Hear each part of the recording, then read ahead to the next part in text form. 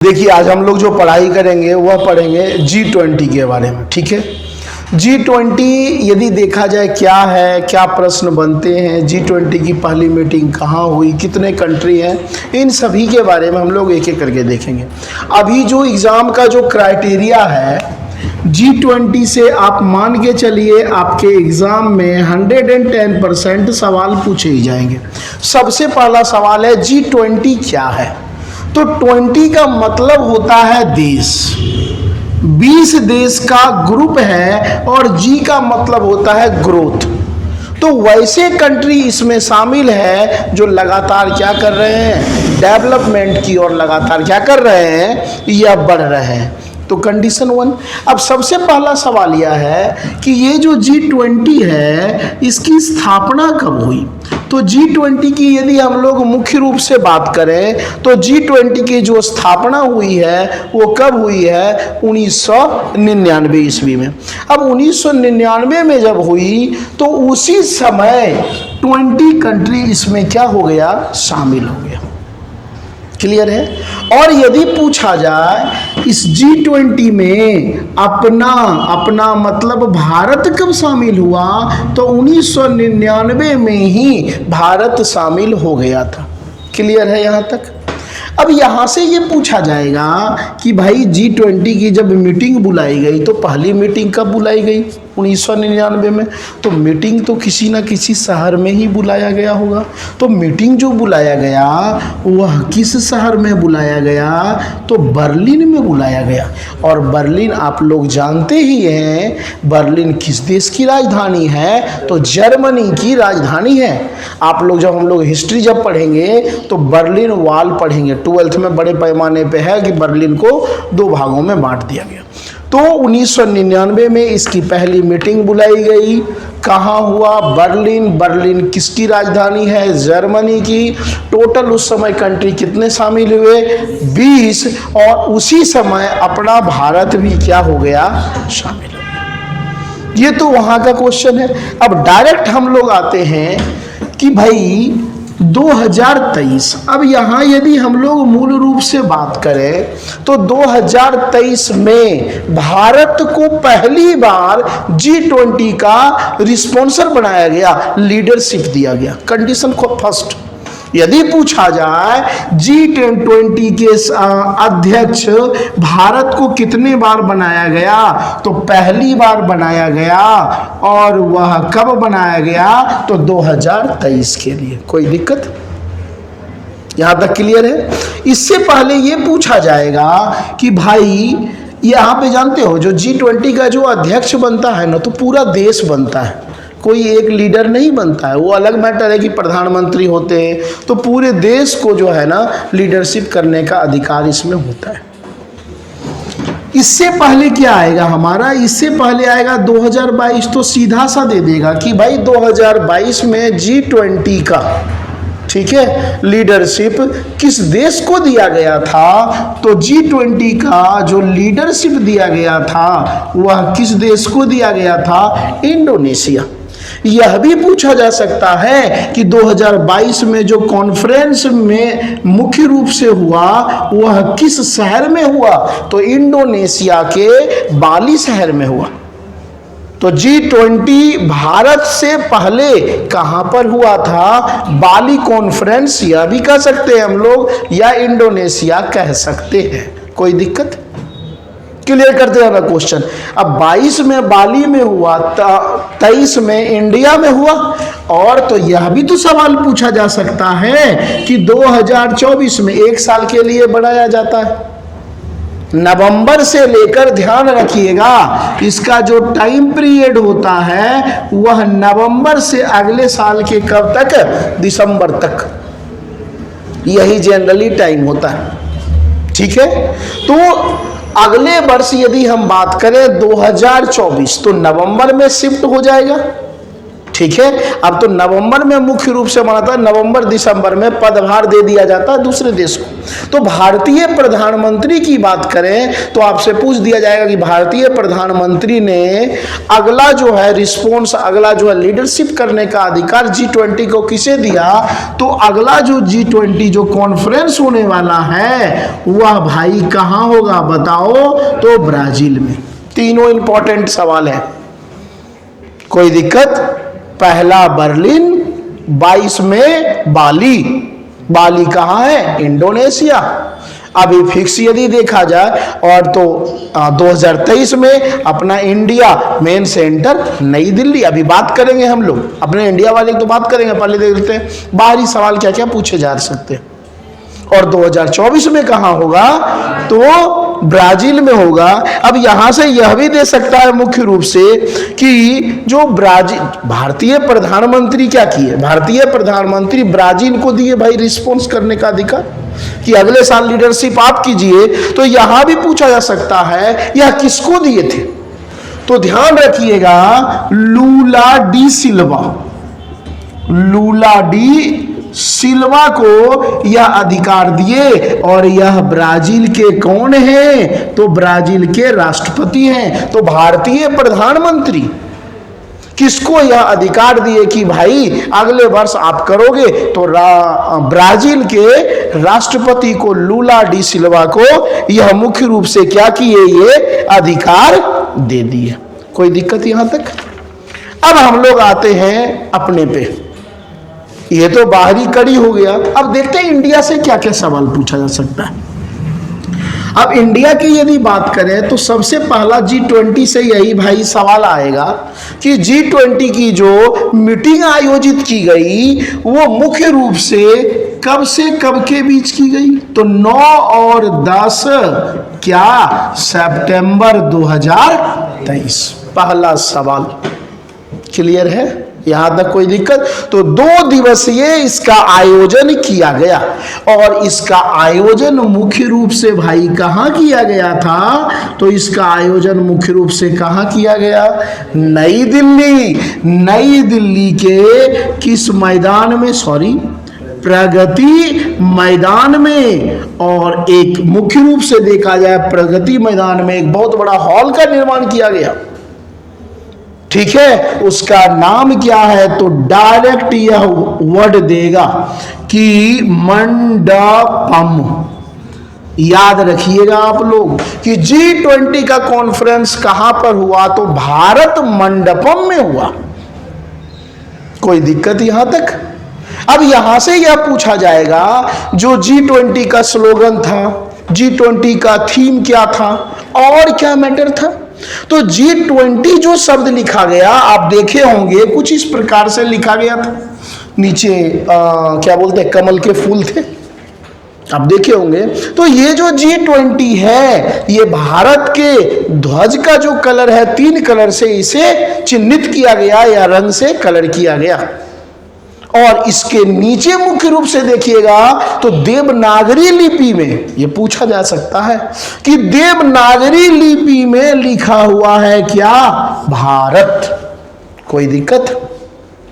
अब यहां से यह पूछा जाएगा कि भाई इसकी थीम क्या थी?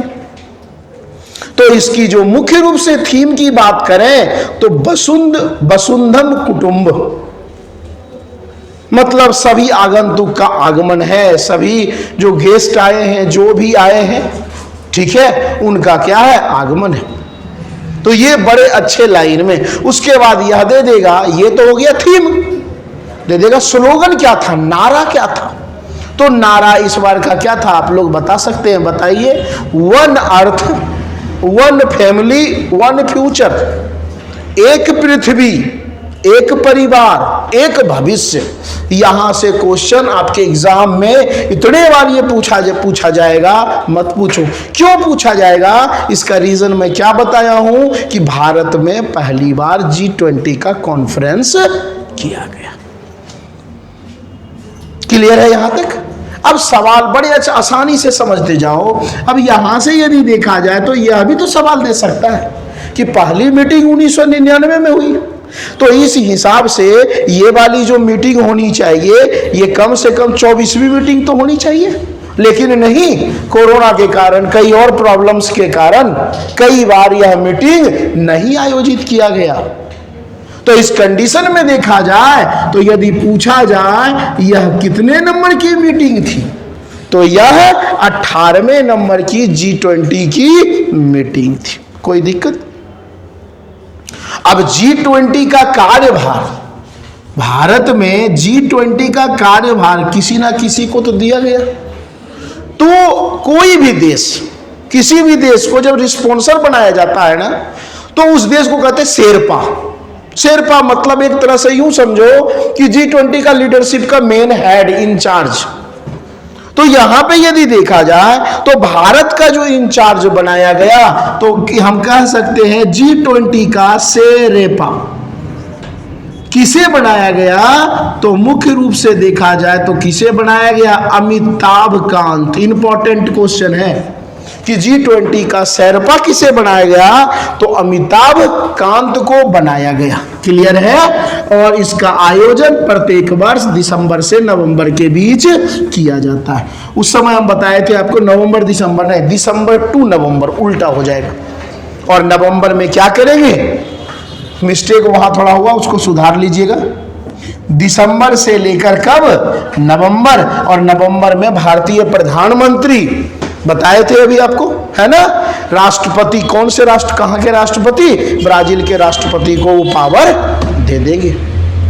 क्लियर है यहां तक?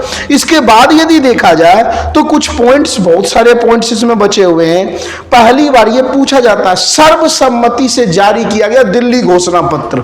तो यह भी दे सकता है कि सर्वसम्मति से एक अनाउंस्ड लेटर जारी किया गया, और वह क्या था? दिल्ली घोषणा पत्र 2023। तो दिल्ली घोषणा पत्र कहां जारी किया गया? तो नई दिल्ली में जारी किया गया। किस कॉन्फ्रेंस में? तो G20 कॉन्फ्रेंस में जारी किया गया। इसके बाद यदि देखा जाए तो बड़ा ही जबरदस्त सवाल मैं आपको बता रहा हूं, कुछ पॉइंट्स हैं कि अभी तक हम लोग इसको क्या कह रहे हैं? G20, लेकिन अगले साल ये G20 नहीं रहेगा, ये क्या हो जाएगा? G21। और इसमें जो है भारत की वाहवाही जबरदस्त हो रही है, क्योंकि अफ्रीकन यूनियन, ध्यान रखिएगा, अफ्रीकन यूनियन मतलब अफ्रीका के, अफ्रीका में देखिएगा ना तो टोटल देश कितने हैं? 55। तो 55 देशों का एक संगठन है जिसे क्या कहते हैं? African union. तो आपसे पूछ देगा G20 का नया स्थायी फिक्स्ड मेंबर किसे मिला? तो नया सदस्य कौन बना भाई? African union. इसमें किसकी सहयोगिता सबसे ज्यादा थी? तो भारतीय प्रधानमंत्री की। अब अफ्रीका के सभी देश इसमें शामिल हो गए, तो अफ्रीका के साथ हमारा रिलेशन अब क्या होगा? बहुत ही अच्छा हो जाएगा। क्लियर है? तो अगले साल से हम लोग इसे G20 नहीं कहेंगे। और यदि पूछा जाए कि कितने बार, तो पहली बार इसमें नया सदस्य जुड़ा है। क्यों? मैं आपको क्या बताया, 1999 में G20 था ही। तो G21 किस वर्ष बना? 2023 में दिल्ली घोषणा पत्र के दौरान। मतलब दिल्ली घोषणा पत्र जो हुआ उसमें एक शब्द, पहला शब्द यही था कि अफ्रीकन यूनियन को भी इसमें क्या किया जाए भाई? शामिल किया जाए। और अफ्रीकन यूनियन में कितने कंट्री है? 55 कंट्री। और सबसे अफ्रीकन यूनियन का सबसे न्यू कंट्री, न्यू देश कौन सा है? तो ध्यान रखिएगा आप लोग, इसे हम लोग क्या कहते हैं? दक्षिणी सूडान। और आप लोग एक होमवर्क जरूर कीजिएगा कि दक्षिणी सूडान की राजधानी क्या है। क्लियर है यहां तक? यहां तक कोई डाउट? इसके बाद यदि देखा जाए तो देखो यहां पे साफ साफ कहा गया, जो यूक्रेन और रूस के बीच लड़ाई हो रहा है ना, भारतीय प्रधानमंत्री क्लियर सभी को बोल दिया कि भाई इस पर कोई विचार विमर्श नहीं किया जाएगा। यहां नहीं कि यहां आकर के ये मुद्दा, ये बखेड़ा खड़ा नहीं करना है, शांतिपूर्वक कोई चीज हल होना चाहिए। और मुख्य रूप से देखा जाए तो 83 पॉइंट्स पर, मतलब जो 80 कई सब्जेक्ट थे जिसमें से 83 सब्जेक्ट पर निर्विरोध भारत को मोहर मिल गया। कहने का मतलब जो 83 जो शब्द थे, जैसे एक अफ्रीकन यूनियन, ऐसे में 83 पर कोई भी ऑब्जेक्शन, निर्विरोध का मतलब समझते हैं, जब कोई ऑब्जेक्शन ना करे तो बहुत ही बड़ी उपलब्धि है। और अभी तक सबसे ज्यादा जो बिल पास हुआ, जो अधिकार मिला, वह भारत के नई दिल्ली के कॉन्फ्रेंस में मिला, यह भी रिकॉर्ड हो गया। तो हम लोग, तुम लोग यदि गौर से देखोगे ना, तो अपना इंडिया काफी आगे निकल रहा है इस सब चीज में, लेकिन हम लोग वही हैं। ऑल ओवर वर्ल्ड यह कह रहा है कि इंडिया बहुत तेज गति से ग्रो कर रहा है, और यह चीज हम लोग समझ रहे हैं, ठीक है। तो 83 पॉइंट्स पे निर्विरोध हो गया, कोई ने बोला हाँ भाई ये सही बोल दिए मोदी जी, भाई सब सही है। क्लियर है यहां तक। इसके बाद यदि देखा जाए तो आप देखे होंगे न्यूज पे, जब सभी गेस्ट लोग आ रहे थे तो प्रधानमंत्री स्वागत के लिए, भाई मेन गेस्ट प्रधानमंत्री इंडिया की तरफ से हो गए पावरफुल, सभी से हाथ मिला रहे थे। यह भी सवाल पूछा जा सकता है, एक ही जगह वो हाथ मिला रहे थे। आप देखे होंगे एक चक्र बना हुआ था सूर्य का कोणार्क मंदिर का, तो यह पूछा जा सकता है कि सभी गेस्ट का वेलकम जो है, स्वागत कहां से कर रहे थे नरेंद्र मोदी, प्रधानमंत्री नरेंद्र मोदी। तो सूर्य का कोणार्क मंदिर, सूर्य का कोणार्क मंदिर कहां है? उड़ीसा में है। वहां पे एक चक्र बना हुआ है, और इस चक्र में जानते हैं खास बात क्या है? 24 तीलियां हैं। तीलियां समझते हैं अपने फ्लैग में कितने हैं तीलियां? 24। तो ये सूर्य का जो कोणार्क जो टेम्पल है, यहीं से माना जाता है, यह एक मान्यता है, ठीक है, कि जो भारत के जो तीलियां हैं फ्लैग में, वो यहां से लिया गया है। अब सवाल यह भी पूछा जा सकता है, तो सभी का स्वागत ये यहीं पे कर रहे हैं। अब ये 24 क्या है? तो मान्यता यदि देखा जाए तो मान्यता यह है कि जब हम लोग गायत्री मंत्र पढ़ते हैं, ओम भूर्भुवस्सुवः तत्सवितुर्वरेण्यम्, और क्या है? भर्गो देवस्य धीमहि धियो यो न प्रचोदयात्। यह मान्यता है कि ये 24 शब्दों से मिलकर बना है। जैसे ओम भूर्भुवस्सुवः, एक एक वर्ड नहीं, शब्द, तो माना जाता है 24 जो है ना शब्दों का ये मेल है, और इसी कारण से इस पे कितने तीली खींचे गए हैं? 24 तीलियां खींचे गए। क्लियर? अब यह भी तो पूछा जा सकता है भाई, सूर्य का, अब यहां जब सवाल आया सूर्य का कोणार्क मंदिर किसने बनवाया, तो उड़ीसा में यदि देखिएगा तो उड़ीसा के तटीय क्षेत्र में, इस साइड उड़ीसा है, उड़ीसा के तटीय क्षेत्र में देखिएगा यह मंदिर पड़ता है। तो इसके पूर्वी तटीय क्षेत्र में एक राजवंश रहा करता था जिसका नाम था गंग डायनेस्टी या गंगा डायनेस्टी। और गंगा डायनेस्टी की यदि मुख्य रूप से बात करें तो राजा था नरसिंह देव फर्स्ट। यह भी पूछा जा सकता है सूर्य का जो कोणार्क मंदिर जो है, जो टेम्पल है, किसने बनवाया? तो गंग डायनेस्टी के राजा नरसिंह देव फर्स्ट के द्वारा क्या किया गया? उस चक्र को क्या किया गया? बनाया गया, या मंदिर को बनाया गया। और आपको पता है यह जो चक्र है भारतीय राष्ट्रध्वज में भी क्या है? शामिल है। क्लियर है? उसके बाद यदि देखा जाए और क्या पूछा जा सकता है, हो सकता है डायरेक्ट आपसे सवाल दे दे कि भाई 1999 में तो ये बना था, लेकिन कई बार डेट दे देगा। तो डेट क्या देगा? मुख्य रूप से ध्यान रखिएगा, इसकी जो स्थापना हुई थी 26 सितंबर 1999, कई बार यह भी दे सकता है, ठीक है। तो 26 सितंबर को G20 डे भी मनाते हैं। अब तो क्या हो जाएगा अगले वर्ष? G21 हो जाएगा, क्योंकि कौन जुड़ा? यूरोपीय यूनियन जुड़ा। अब यहां से यह पूछा जा सकता है भाई इसमें कितने देश आए, क्या हुए? तो G20 का 20 तो रहेगा, 20 के 20 देश तो वो रहेंगे। 43 राष्ट्र अध्यक्ष आए हैं, सभी देश के जो उधर से भेजे गए, कहीं के प्रधानमंत्री, कहीं के राष्ट्रपति, कहीं के फाइनेंस मिनिस्टर। तो 43 देखो, 20 हो गए ये, 43 हो गए राष्ट्राध्यक्ष। उसके बाद यदि देखा जाए तो 9 जो है ना विशेष आमंत्रित, जिसको भारतीय प्रधानमंत्री, जैसे बांग्लादेश के प्रधानमंत्री, ऐसे कई सारे, तो ये 9 तो विशेष आमंत्रित किए गए। तो 9 हो गए विशेष आमंत्रित करने वाले, और उसके बाद हो गए 14 राष्ट्रीय अंतरराष्ट्रीय संगठन, जैसे IMF के हेड, वर्ल्ड बैंक के हेड, एससीओ के हेड, ब्रिक्स के हेड, इन सभी को बुलाया गया। तो एक बहुत बड़ा जो है ना प्लान इंडिया के लिए लेकर आया G20, और यह मिशन क्या रहा, सबसे अभी तक का माना जाता है सबसे सफल मिशन अपना इंडिया में ही हुआ। और ऐसे भी यदि गौर से देखोगे ना तो अपने इंडिया की ओर हर कोई देख रहे हैं। क्यों? सबसे तेज गति से विकास करने वाला देश बन गया है भारत, और हम लोग इधर पड़े रहते हैं, ये राजनीतिक मुद्दा, ये राजनीतिक। देखो, हमें तुम्हें क्या चाहिए? हमें तुम्हें चाहिए देश का विकास। अरे ये कहता है फलाना नहीं हो रहा, फलाना नहीं हो रहा, फलाना नहीं हो रहा, ये खाने वाले लोग हैं, ये रियलिटी मैं भी मानता हूं। क्या मोदी से क्या बाइडेन डरता होगा, या ऑस्ट्रेलिया का डरता होगा, या रसिया का? वो खुद कह रहा है, वर्ल्ड बैंक की रिपोर्ट कह रही है देश बहुत तेज गति से बढ़ रहा है, लेकिन हम लोग मानने को तैयार नहीं है। तो रियल में इंडिया जो है ना बहुत ही तेज गति से क्या हो रहा है, ग्रो कर रहा है। क्लियर है? इतना यदि सवाल आपको G20 से याद है तो मुझे नहीं लगता कि एक भी सवाल इससे बाहर आए। चीजें समझ में आ गई? ठीक है, नेक्स्ट।